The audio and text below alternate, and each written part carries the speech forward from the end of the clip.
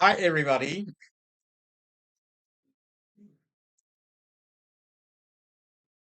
Thank you for joining this lecture. One of the concepts that characterize the African perception of divinity is the transcendence of the Most High. This transcendence not only reflects the elevation of the Supreme Being above all else, but it is also our hope for healing.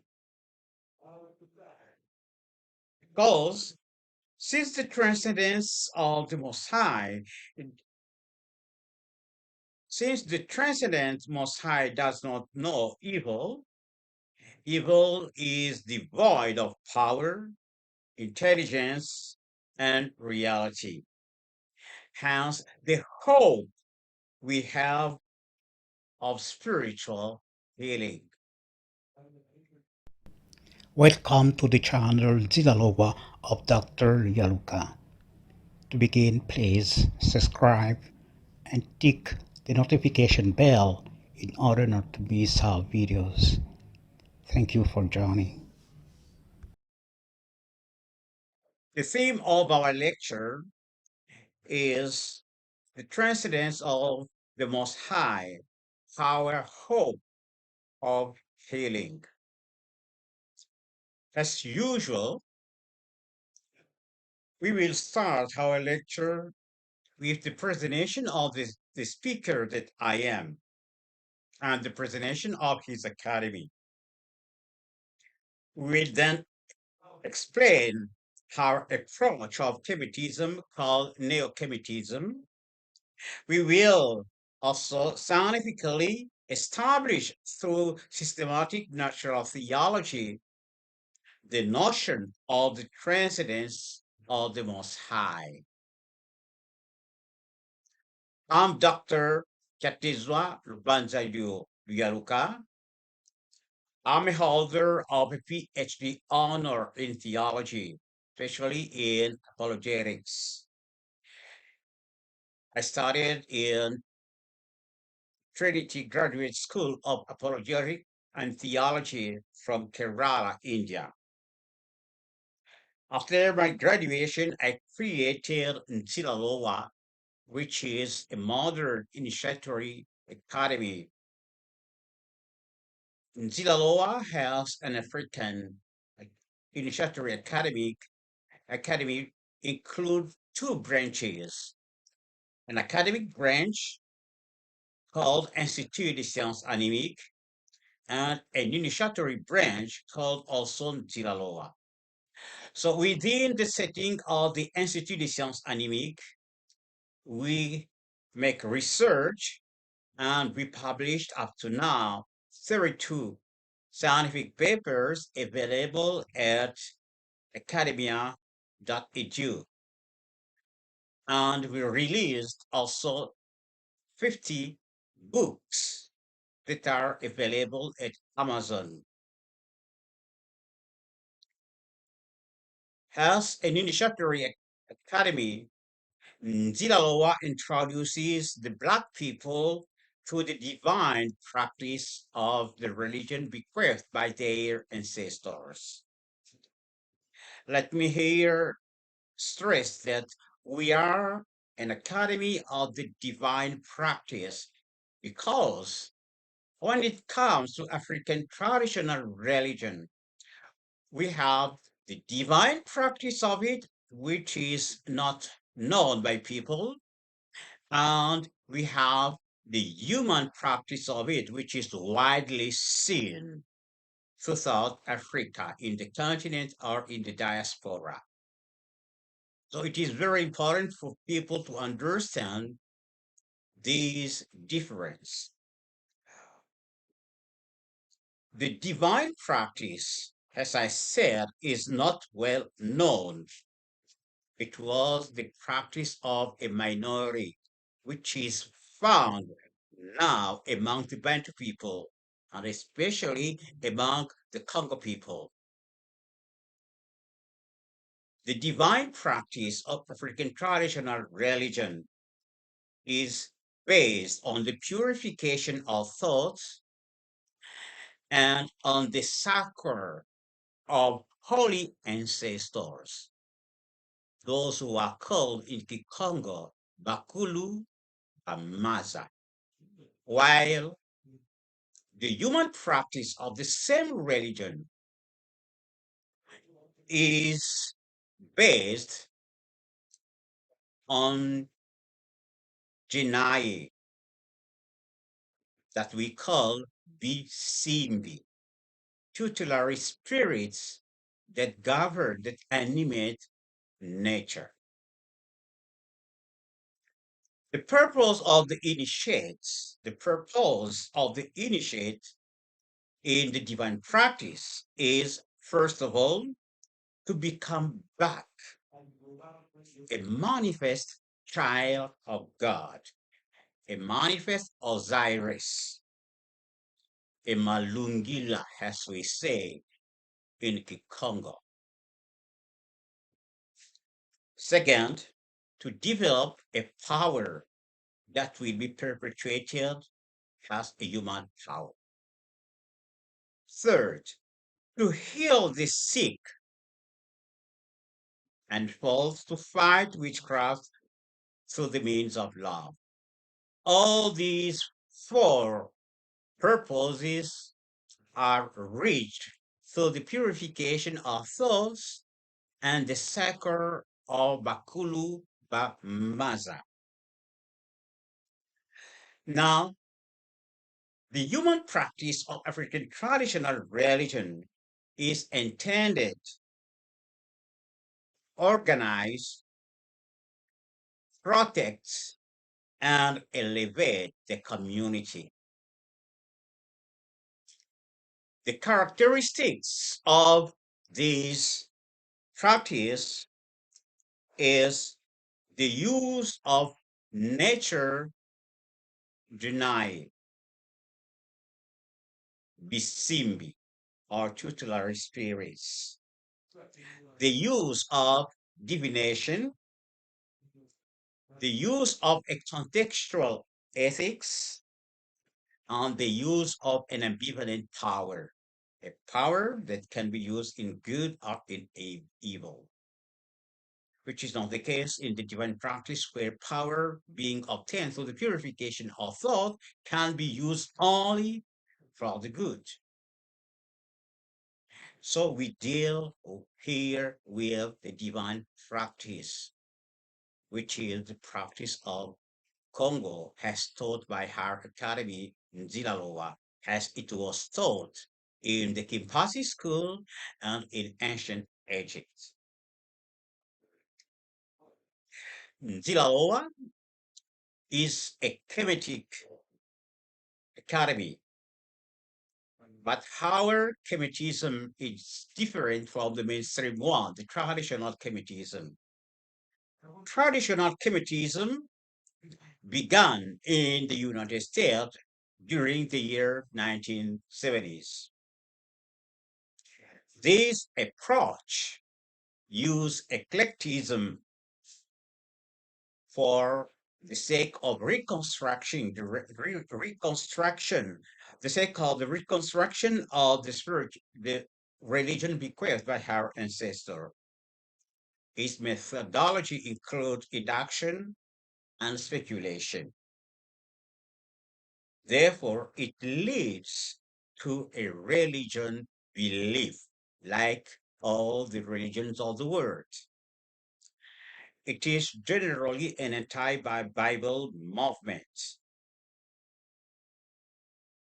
Now, the Neo-Kemetism, however, movement exists since 2008.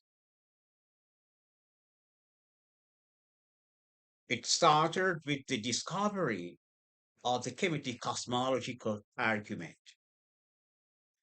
Its methodology includes deduction and comparative study. Therefore, it is not an entire Bible movement because we can compare and see what belongs to us in the Bible. The great prophet Simon Kibango said that the spiritual truth contained in the Bible has been stolen from our ancestors.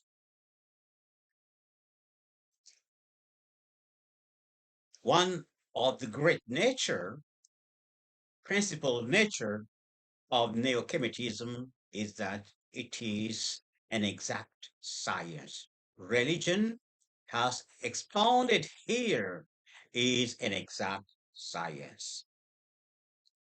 The theme of our lecture is the transcendence of the Most High, our hope of healing. To begin, let me first introduce the notion of the transcendence of the Most High by using the Kemetic cosmological argument.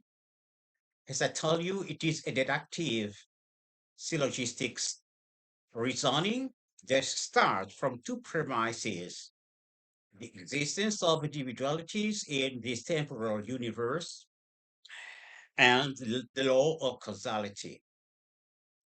I'm an individual being, you are individual beings, therefore, this universe where we are is an individual entity.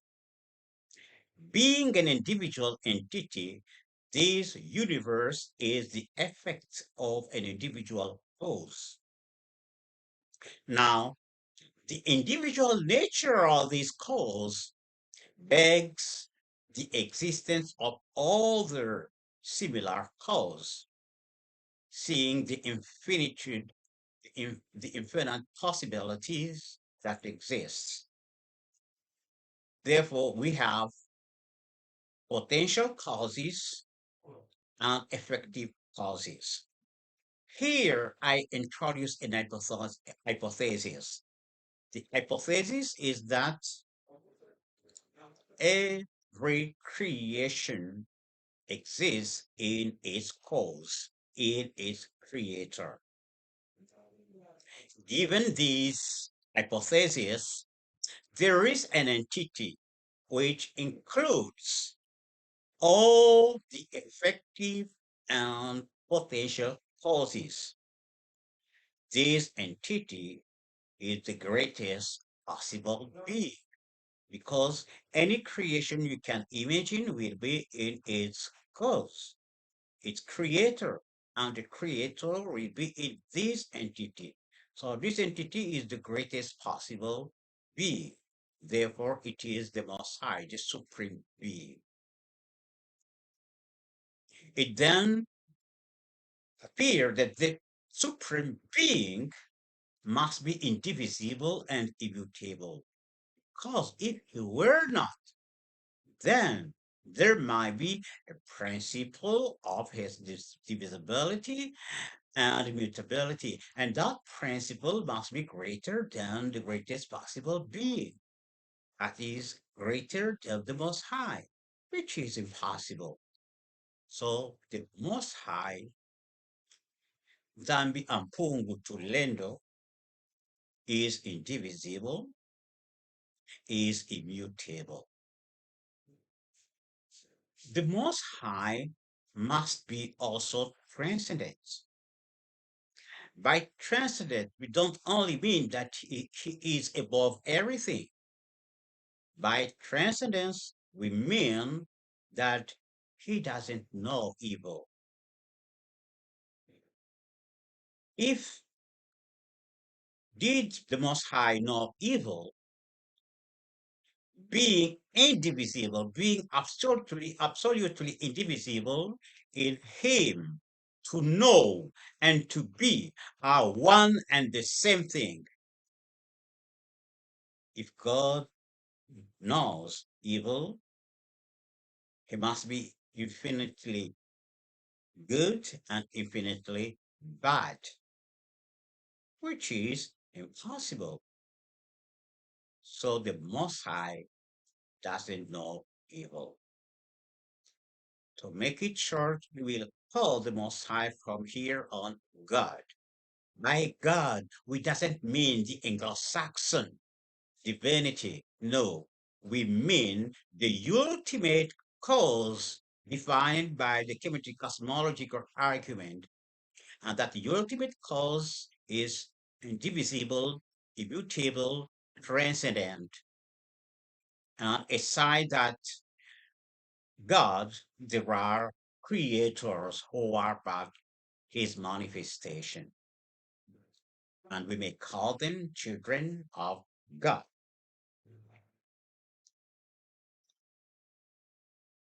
Now, here comes a question. Where does our temporal universe exist in relation to God? We know by hypothesis that it exists in its creator, but the problem here is in relation to God. It cannot exist in God because if it were, at the moment of creation, something new will appear in God and God will change. It cannot be outside of God because if it were added to God, it will result in an entity greater than God, which is impossible. So the creation is neither in God, neither outside of Him. It is like I tell you that in the studio, I stand with someone who has a car, but his car is neither in the studio nor outside of the studio. The answer is simple. His car, it is his mind. Therefore, we come to the conclusion that the creation is in the creator. Creation is only the creator's limited perception of divine reality. The visible is the real, the spiritual, the divine. The material is only a limited or reverse perception of the divine, of the real. If it's astound you, think about an airplane which is flying very far above your head. You see it very small, but in your mind, you see it as it is a big plane, a big airplane. There are not two airplanes, the small and the big, but there is only one, the big. So the small is only a limited perception of the only existing airplane, which is the big. So there is only one reality, the spiritual reality. The material is only a limited perception of the spiritual. And this is a scientific fact. The chemical cosmological argument can be extended to include all the essential doctrine of a religion leading to salvation, solar religion. Therefore, this schematic cosmological argument is an exact science. A comparative study proves that it is exactly congruent with the religion of ancient Egypt, of Sumer, and with Congo. Therefore, the true religion required by our ancestors is an exact science. But this nature is seen only in the divine practice of African traditional religion. That is why it is very important to make the difference between those two practices, the divine and the human. So we have seen, thanks to the chemical cosmological argument, that God is transcendent. God's transcendence is a concept that has always characterized the traditional African perception of divinity. This transcendence implies that God is not aware of any other reality than him, than good. And this deprives evil of all power, of all intelligence, and of all reality. This conclusion demonstrated thanks to the Kemetic cosmological argument is contrary to what the corporeal senses tells tell us about being. But let's remember two things. First of all, the Kemetic cosmological argument is an exact science. Therefore, the conclusion reached about the transcendence of God is true. Secondly, this corporeal senses doesn't always tell us the truth. Remember, the corporeal senses tell you that the sun runs from the east to the west, while geography tells you the contrary. It is the earth that goes from west to east.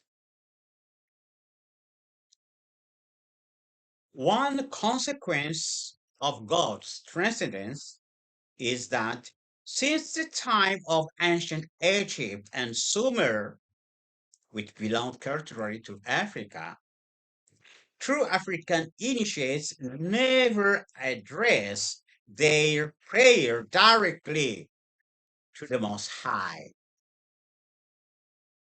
as many Africans do nowadays ignorantly.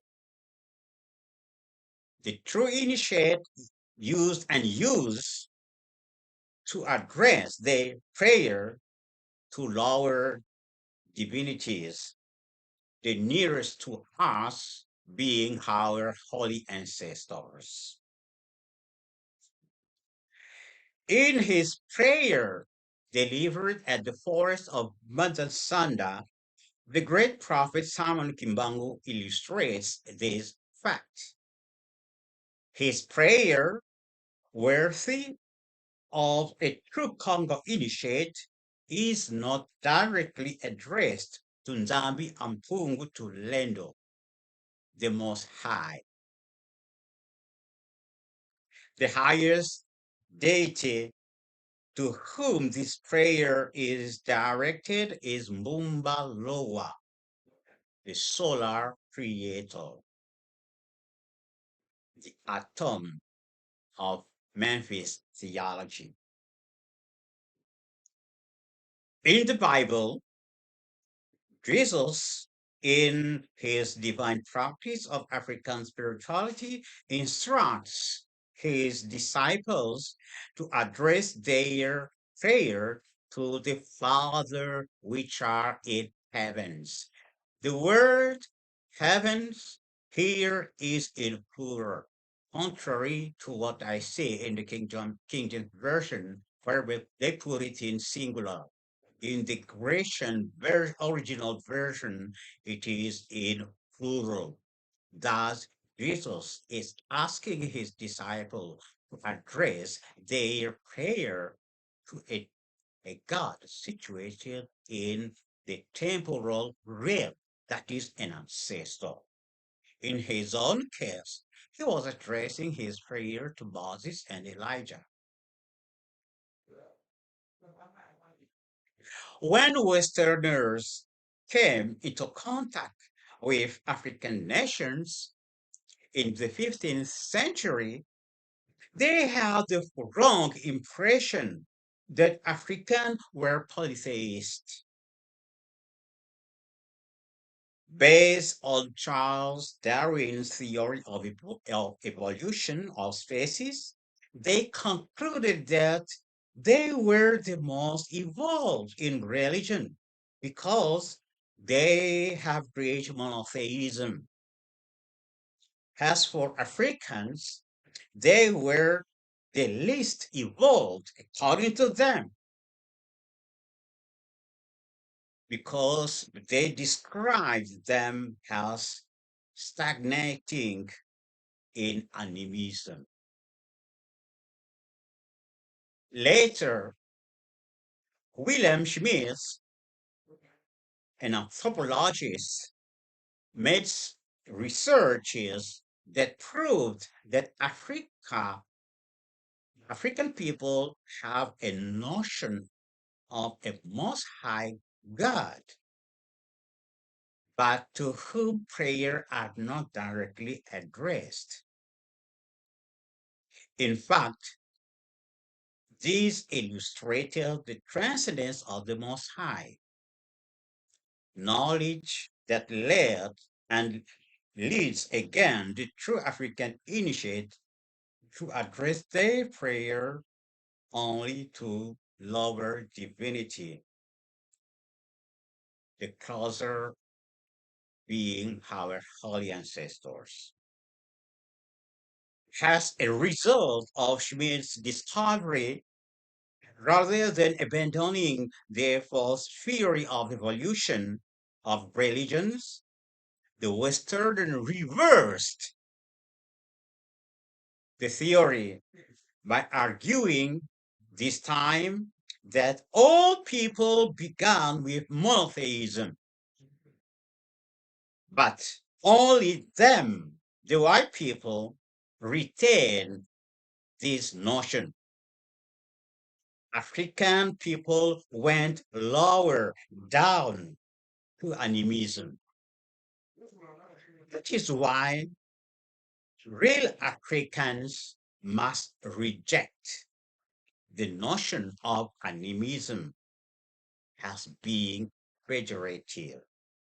The true African traditional religion is hierarchically monotheistic.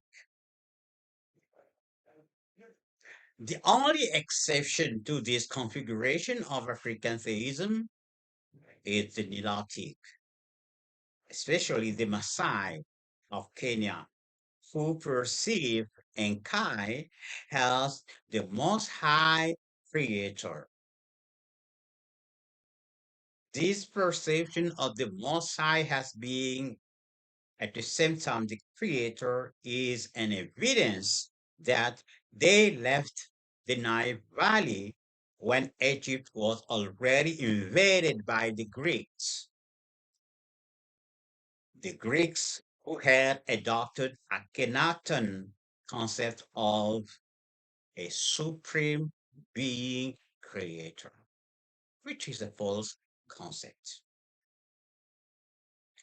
Let us remember that the theme of our lecture is the transcendence of the Most High, our hope of healing.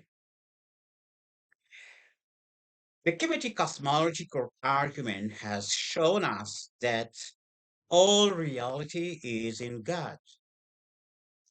Not being part of deity, not being part of divinity, the belief in pleasure in sin and the belief in disease have no reality. Understanding this truth is a force that allows us to heal through prayer. That is, through a mental argument that proves the nothingness of sin and illness by starting from the allness of God.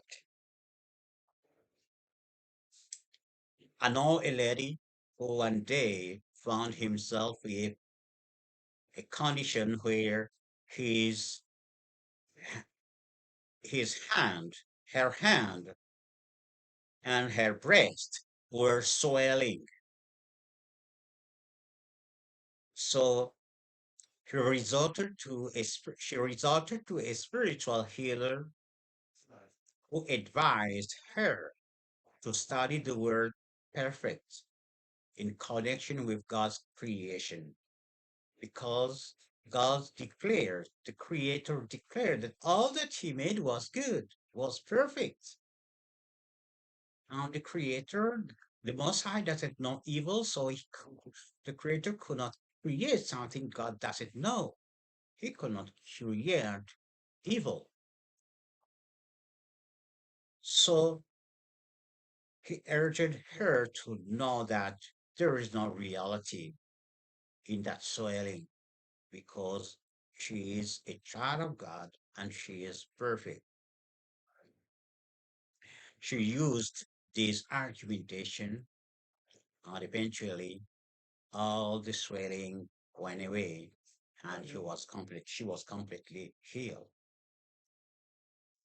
As an argument, prayer consists in affirming the allness of God and the nothingness of what is opposed to God, such as belief of pleasure in sin and belief in illness.